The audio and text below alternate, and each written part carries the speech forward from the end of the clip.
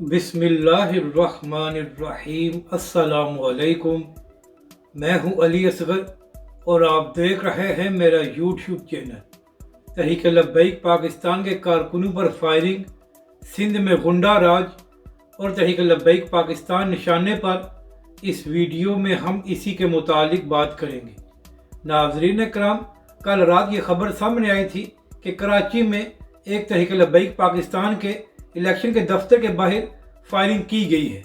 और अब नाज़रीन कराम, अभी एक और ख़बर सामने आई है और नवाबशाह डिवीज़न में तहरीक लब्बैक पाकिस्तान के कारकुनों पर अंधाधुंध फायरिंग की गई है, जिसकी वजह से तहरीक लब्बैक पाकिस्तान के कारकुन ज़ख्मी हुए हैं और एक कारकुन शहीद भी हो गया है। अब नाज़रीन कराम, यहाँ पर सवाल यह है कि क्या सिंध में गुंडा राज है कि इस तरह तहरीक लब्बैक पाकिस्तान और उसके कारकुनों को निशाना बनाया जा रहा है?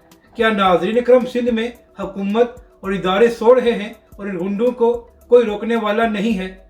नाज़रीन करम, लगता यह है कि अंदरून सिंध तहरीक लब्बैक के सरबरा हाफिज साद हुसैन रिजवी ने कुछ लोगों की दुम पर पाँव रख दिया है और उनको अपनी शिकस्त नजर आ रही है, जिसकी वजह से तहरीक लब्बैक पाकिस्तान के कारकुनों को अंदरून सिंध निशाना बनाया जा रहा है।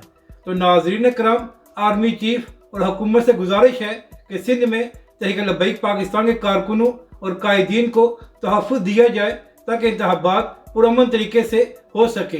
नाज़रीन कराम, ना ही तहरीक लब्बैक के कारकुन और ना ही कायदीन कानून को हाथ में लेते हैं, तो फिर क्या वजह है कि बार बार सिंध में तहरीक लब्बैक पाकिस्तान के कारकुनों को निशाना बनाया जा रहा है? अपनी राय का ज़रूर इज़हार करें कि आपको ये वीडियो कैसी लगी और हमारे इस चैनल को भी सब्सक्राइब करें।